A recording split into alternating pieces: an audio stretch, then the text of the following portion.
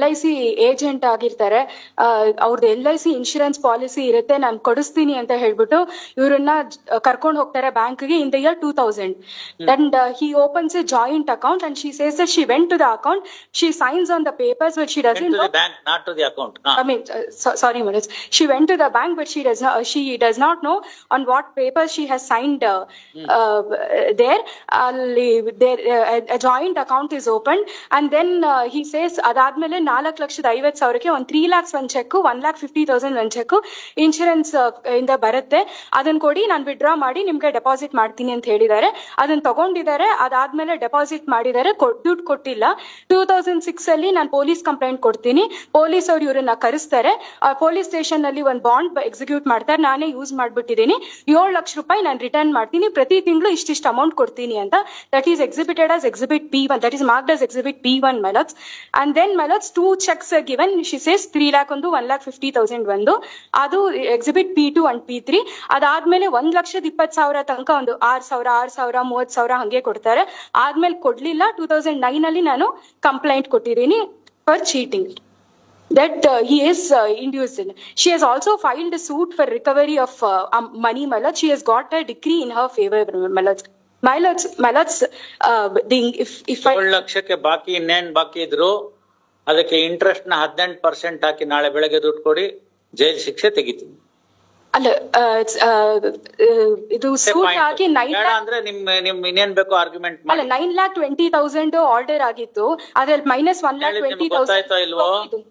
ಬಾಕಿ ದುಡ್ಡು ಕೊಡ್ತೀನಿ ಅಂತಂದ್ರೆ ಇಂಟ್ರೆಸ್ಟ್ ಸಮೇತ ಆಕೆನೋ ಕರ್ಸಿ ಆಗಿದ್ದಾಯ್ತು, ನಿಮಗ್ ಟೋಪಿ ಹಾಕ್ಬಿಟ್ಟಿದ ನಿಮ್ ಭಾವ, ಇನ್ ಮುಂದೆ ಹುಷಾರಾಗಿರು ಅಂತ ಹೇಳ್ಬಿಟ್ಟು ಏನೋ ಮಾಡಿ ಬಿಟ್ಟು ಕಳಿಸ್ತೀನಿ ಜೈಲಿಂದ. ಇಲ್ಲ ಬರೇ ಕೈಯಲ್ಲಿ ಮೊಳ ಹಾಕ್ತೀನಿ, ಆ ಕತೆ ಈ ಕತೆ ಕಾನೂನ್ ಪಾಯಿಂಟ್ ಎಲ್ಲ ಆರ್ಗ್ಯುಮೆಂಟ್ ಮಾಡ್ತೀನಿ ಅಂದ್ರೆ you are free to argue. I am prepare to listen and pass out. Execution proceedings ಅಲ್ಲಿ ಒಂದಷ್ಟು ಅಮೌಂಟ್ ಸೇರಿಸಿ ಕರ್ಸಿ ಅದೇನ್ ಮಾಡ್ತಿರೋ ಎಲ್ಲ ದುಡ್ಡೆಲ್ಲ ಕೊಡ್ಬೇಕಲ್ಲ. He is a cancer patient, my lords. I'll ask him to talk before. ಮಾಡಬಾರದು ಮಾಡಿದ್ರೆ ಇನ್ನೇನಾಗುತ್ತೆ? ಬೇರೆ ಯಾರು ಅಲ್ಲ, ಅಣ್ಣನೆಂಟಿ ತಮ್ಮನೆಂಟಿಗೆ ಟೋಪಿ ಹಾಕುವಂತ ಶಾಂತಿ ಇಲ್ಲ ಅಲ್ಲಂಗೆ ಕ್ಯಾನ್ಸರ್ ಬರ್ದಲ್ಲ ಇನ್ನೇನು ನಳ್ನಳಿಸ್ತಾ ಇರ್ತಾನ 100 ವರ್ಷದ ತನಕ. ಅವಳು ದಿನ ಅನ್ಕೊಂಡಿರ್ತಾಳೆ ನಮ್ ಭಾವಂಗ್ ಬರ್ಬಾರದು ರೋಗ ಬಂದ್ ಬೇಗ ಗೊಟ್ಟಕ್ಕನ್ನ ಅಂತ.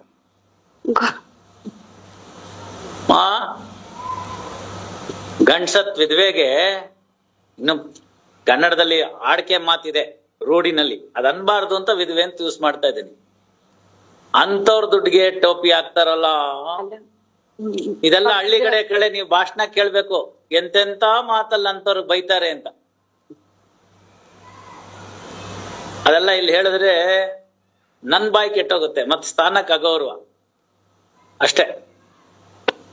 ಅದೇನ್ ಬಾಕಿ ಇದೆಯೋ ಎಲ್ಲ ದುಡ್ಡು ತಗೊಂಡ್ ಬನ್ನಿ, ಕೊಡಿಸ್ತೀನಿ. ಅಯ್ಯಮ್ಮಂಗೆ ಹೇಳ್ತೀನಿ ಶಾಪ ವಾಪಸ್ ತಗೊಂಡ್ಬಿಡು ದುಡ್ಡು ಬಂತಲ್ಲ ಅಂತ. ಯಾರಿಗ್ ಗೊತ್ತು ಕ್ಯಾನ್ಸರ್ ಕ್ಯೂರ್ ಆಗ್ಬೋದು.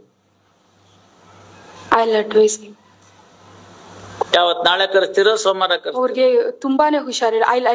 ತುಂಬಾನೇ ಆಗತ್ತೆ ಹೇಳ್ತಾ ಇದೀನಲ್ಲ, ಕ್ಯಾನ್ಸರ್ ಅನ್ನೋದೇ ಅಂತ ರೋಗ. ಇನ್ ಸ್ವಲ್ಪ ದಿನ ಬಿಟ್ಬಿಟ್ರೆ ಅಲ್ಲೇ ಶಿವಾಯ ನಮಃ 75 years ಆಗುತ್ತೆ. ಇನ್ನೇನ್ ನಾಳೆಗಳಿಗೆ ನಾಡಿದಾದ್ಮೇಲೆ ಕಡಿಮೆ ಆಗುತ್ತೋ ಜಾಸ್ತಿ ಆಗುತ್ತೋ ವಯಸ್ಸು? ಇನ್ನೊಂದೇನಂದ್ರೆ ಇವ್ರೆಲ್ಲ ವಯಸ್ಸು ಹೋಗ್ತಾ ಹೋಗ್ತಾ ಜಾಸ್ತಿ ಆಗುತ್ತಾ ಕಮ್ಮಿ ಆಗುತ್ತಾ? ಜಾಸ್ತಿನೇ ಆಗುತ್ತೆ. ಮತ್ತೆ ಅಲ್ಲ ಡಾಕ್ಟರ್ ಇನ್ನೇನು ಇಲ್ಲ ಇವ್ರದ್ದು ದಿನಗಳಷ್ಟೇ. ಸುಮ್ನೆ ಆರಾಮಾಗಿ ಜೈಲ್ಗೆ ಹೋಗಿ ಸೇರ್ಕೊಂಡ್ಬಿಡ್ಲಿ. ಈಗ ಸಸ್ಪೆನ್ಷನ್ ಮಾಡಿದೀವಲ್ಲ ತೆಗೆದಾಕ್ಬಿಡ್ತೀವಿ, ಬೇಗ ತೀರ್ಮಾನ ಕೊಟ್ಬಿಡ್ತೀವಿ. ಪೊಲೀಸ್ನವ್ರು ಬರ್ತಾರೆ ನಡಿಯಪ್ಪ ರಾಜ್ಕುಮಾರ್ ಅಂತ ಹೇಳ್ತಾರೆ, ಡೈರೆಕ್ಟ್ ಪಾಸ್ಪೋರ್ಟ್, ನೋ ಇಮಿಗ್ರೇಷನ್.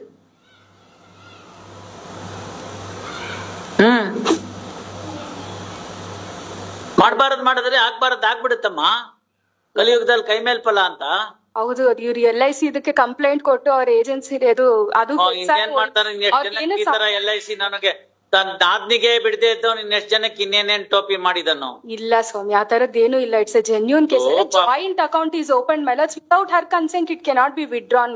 ಹೋಗ್ಲಿ ಬಿಡಿ, ಅವ್ರು ಮಾಡಿದ ಕರ್ಮಕ್ಕೆ ಅವ್ರು ಅನುಭವಿಸ್ತಾ ಇದಾರೆ. ನಾವ್ ಯಾಕೆ ನಮ್ ಬಾಯಿಂದ ಕೆಟ್ಟದ್ ಹೇಳ್ಬೇಕು? ನೀವು ಮೆರಿಟ್ಸ್ ಮೇಲೆ ಏನಾರು ಇದ್ರೆ ಮಾಡ್ಬಿಡಿ. ಅಡ್ಮಿಟೆಡ್ಲಿ ಮಾಡಿರೋದು ಫ್ರಾಡು, 420 ಕೆಲಸ. ಅದನ್ನ ಹೆಂಗ್ ಸಪೋರ್ಟ್ ಮಾಡ್ಕೋತೀರ? That in the revision. ಬೇರೆ ಯಾರಿಗೋ ಟೋಪಿ ಹಾಕ್ತಾನೆ ಅಂತಂದ್ರೆ ಇಲ್ವಂತೆ. ಇಲ್ಲಿ ಮದ್ದಾಕೋದು ಅಂತ ಒಂಥರ ಇರುತ್ತೆ. ಈಗೆಲ್ಲ ಕಡಿಮೆ ಆಗ್ಬಿಟ್ಟಿದ್ದಾರೆ. A particular herbal chemicals are used and small ಒಂದು ಗುಳ್ಳೆ ತರದ ಇಷ್ಟ ಉಂಡೆ ಮಾಡ್ಬಿಡ್ತಾರೆ, ಸಣ್ಣಕ್ಕಿರುತ್ತೆ, ಅದನ್ನ ಊಟದ ಜೊತೆ ಕೊಟ್ಬಿಡ್ತಾರೆ. ಸೈಂಟಿಫಿಕ್ ರೀಸನ್ ಏನು ಅಂದ್ರೆ ಆ combination it cannot be digested and it sticks on to the some portion of the GI tract, maybe in the stomach or in the intestine or somewhere. It sticks to that. Automatically the person feels indigestion, so many things. ಊಟ ಸೇರೋದಿಲ್ಲ, ತಾಪತ್ರೆ ಆಗುತ್ತೆ, because some foreign body is inside. ಇದನ್ನ ವಾಪಸ್ ತೆಗ್ಸೋಕು ಮಾರ್ಗ ಗೊತ್ತಿದೆ, ಆ ಮದ್ದನ್ನ ಗೊತ್ತಾಯ್ತಲ್ಲ. ಅಂದ್ರೆ ಅದಕ್ಕೆ ಕೌಂಟರ್ ಏನೋ ಕೊಟ್ರೆ ಅದು ಹೊರಗೆ ಬಂದ್ಬಿಡುತ್ತೆ, ವಾಂತಿನಲ್ಲೋ ಐದರ್ ಮೋಷನಲ್ಲೋ ಹೊರಟೋಗ್ಬಿಡುತ್ತೆ. If it is in the stomach, ವಮನ ಅಂತ ಆಯುರ್ವೇದದಲ್ಲಿ. ವಮನ ಅಂತಂದ್ರೆ ಊರ್ಧ್ವಮುಖವಾಗಿ ಬರ್ತಕ್ಕಂಥದ್ದು. ಅದು ಜಠರದಲ್ಲಿದ್ದಾಗ ಮಾತ್ರ ವಾಂತಿ ಸಾಧ್ಯ, ಗೊತ್ತಾಯ್ತಲ್ಲ.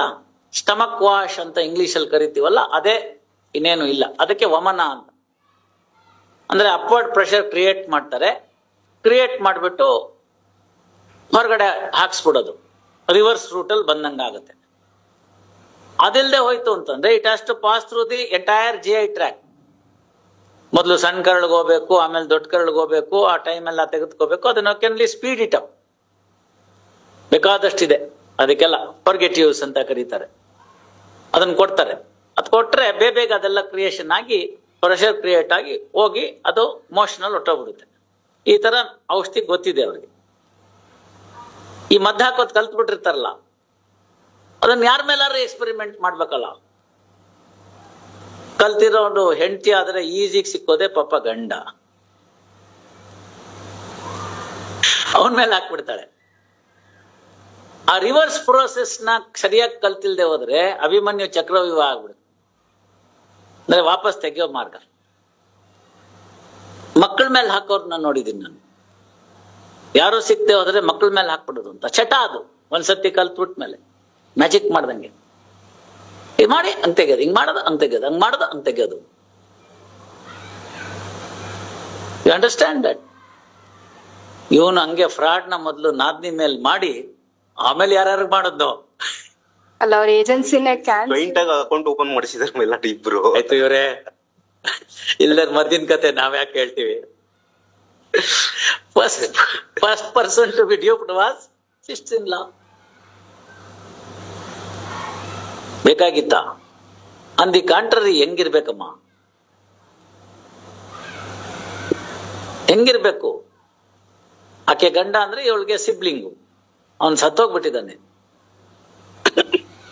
ಏನ್ ಮಾಡ್ಬೇಕಂತ ಸಂದರ್ಭದಲ್ಲಿ ಶಾಂತಿಲಾಲ್ ಅಯ್ಯೋ ಪಾಪ ಅಂತ ಹೇಳಿ ಅವ್ರ ಮನೆಗೆ ನೆರಳಾಗಿ ನಿಂತು ತನ್ನ ಕೈಯಿಂದ ಸಹಾಯ ಮಾಡಿ ಮಕ್ಕಳು ಮರಿಗೆ ಏನಾರು ಒಂದ್ ಚೂರುಪಾರು ಕೊಟ್ಟು ನೋಡ್ಕೊಳ್ತಕ್ಕಂಥದ್ದು ಫಸ್ಟ್ ಲೆವೆಲ್ ಸಾತ್ವಿಕತನ. ಆಗ್ಲಿಲ್ವಾ, ಹಾಳಾಗೋಗು, ಗೋಡಾಹಿ ಮೈದಾನೆ, ಆ ದಿನದ ಕಾರ್ಯ ಆಯ್ತು, ಏನೋ ಮಾಡಿಸಿದೀವಿ, ಇನ್ಮೇಲೆ ನಿನ್ ದಾರಿ ನಿನ್ಗೆ, ನನ್ ದಾರಿ ನನ್ಗೆ. ತಮ್ಮನೇ ಇಲ್ಲ, ಅಣ್ಣನೇ ಇಲ್ಲ, ಇನ್ ನಾದ್ನಿಗೆ ಅತ್ಕೇನ್ ಕಟ್ಕೊಂಡು ಏನಾಗಬೇಕು? ನಿಮ್ ದಾರಿ ನಿನ್ಗೆ, ನನ್ ದಾರಿ ನನ್ಗೆ. ಅದು ರಾಜಸತನ. ಮೂರನೇದ್ ನೀವು ಮಾಡೋದು ತಾಮಸ್ತನ. ಹೆಂಗೂ ಇಲ್ವಲ್ಲ, ನಾನೇ ನಿಮ್ಮನೆಗೆಲ್ಲ ಅಂತ ಹೇಳಿ ನಾಮ ಹಾಕ್ಬಿಟ್ಟಿದ್ದಾನೆ. ಪಾಪ ಅವಳು ಗಂಡನ್ ಕಳ್ಕೊಂಡು ಮಕ್ಕಳನ್ನಿಟ್ಕೊಂಡು ಭಾವ ಮೋಸ ಮಾಡಲ್ಲ ಅನ್ಕೊಂಡು ಅವ್ನು ನಂಬ್ಕೊಂಡು ಹೋದ್ರೆ ಟೋಪಿ ಹಾಕ್ಬಿಡ್ತೀರಾ? ಕರ್ಕೊಂಡೋಗಿ. At the inception that dirty mind is there. You understand that? At the inception ಕರ್ಕೊಂಡೋಗಿ ಅವಳ ಹತ್ರ ಸೈನ್ ಹಾಕಿಸ್ದಾಗ್ಲೇ ಗೊತ್ತಿದೆ ಅವನ್ಗೆ ಮಾಡ್ಬೇಕಾದೆಲ್ಲ ಕುಕೃತ್ಯನ, ಫುಲ್ ಡರ್ಟಿ ಮೈಂಡ್ ಕೆಲಸ ಮಾಡಿ ಅವ್ಯವಹಾರ ಏನೇನ್ ಮಾಡ್ಬೇಕೆಲ್ಲ ರೆಡಿ ಮಾಡ್ಕೊಂಡ್ಬಿಟ್ಟಿದ್ದಾಳೆ. ಅಸಹಾಯಕ ಹೆಣ್ಣು ಮಗಳನ್ನ ದುರುಪಯೋಗ ಸಂಪೂರ್ಣವಾಗಿ ಮಾಡ್ಕೊಂಡಿರೋಂಗೆ ಮರ್ಸಿ ಅಂತ ತೋರಿಸೋದು. You understand that? You understand that? So this is not a case where this court will not be incline to show any mercy to your client, that too in the revisional jurisdiction. ಒಂದೇ ಮಾರ್ಗ ಏನು ಅಂದ್ರೆ, ಆ ಎಮ್ಮಂಗೆ ಇವನ್ ಯಾವನ್ಗೋ ಜೈಲ್ಗೆ ಹೋಗೋದ್ರಿಂದ ಏನು ಬರಲ್ಲ, ಕಷ್ಟನೋ ಸುಖನೋ ಪಾಪ ಒದ್ದಾಡೋಗ್ಬಿಟ್ಟಿದ್ದಾಳೆ, ಕೋರ್ಟು ಕಚೇರಿ ಅಂತ ಅಳೆದ್ಬಿಟ್ಟಿದ್ದಾಳೆ, ಪೊಲೀಸ್ ಅಂದ್ರೆ ಸುಮ್ನೆ ಆಗುತ್ತಾ? ಸಾದಿಲ್ವಾರ್ ಖರ್ಚು, ಮೇಲ್ ಖರ್ಚು, ಕೆಳಗಿನ ಖರ್ಚು, ಎಲ್ಲಾ ಖರ್ಚು ಮಾಡಿ ಮಾಡಿ ಮಾಡಿ ಮಾಡಿ ಸುಸ್ತಾಗ್ಬಿಟ್ಟಿದ್ದಾಳೆ. ಒಂದಷ್ಟು ದುಡ್ಡು ನಾನು ಕೊಡಿಸ್ಬಿಡಿ, ಅದೇನೋ ಮಾಡ್ತಾಳೆ, ಹೋಗ್ಲಿ ಬಿಡಮ್ಮ ಮಾಫ್ ಮಾಡ್ಬಿಡು ಅಂತೀನಿ. ಎಲ್ಲ ಹೆಣ್ಮಕ್ಳು ಹೃದಯನು ಅತ್ಯಂತ ಕರುಣಾಮಯಿಗಳಂತೆ, ಕ್ಷಮೆಯಾಧರಿತ್ರಿ ಅಂತ. ಅದಕ್ಕೆ ಹೋಗ್ಲಿ ಬಿಡು, ಮಾಫ್ ಮಾಡ್ಬಿಡು ಅಂತ ಹೇಳ್ತೀನಿ. ಆ ಹೆಮ್ಮನ್ ಕರ್ಸಿ ದೊಡ್ಡಮ್ಮನಿ ಬರೇ ಕೈಯಲ್ಲಿ ಮೊಳ ಹಾಕೋಂಗಿಲ್ಲ. ಕ್ಯಾನ್ಸರು 4 ಆಣಿಗೆ 8 ಆಣಿ ಕೊಡ್ತೀನಿ, 8 ಆಣಿಗೆ ₹1 ಕೊಡ್ತೀನಿ, ಅವೆಲ್ಲ ನಡೆಯಲ್ಲ. Please, I'll advise. Monday at 2:30, get your client. Please. You also try to contact the complainant to be present. We'll put an end to this. Never miss an update.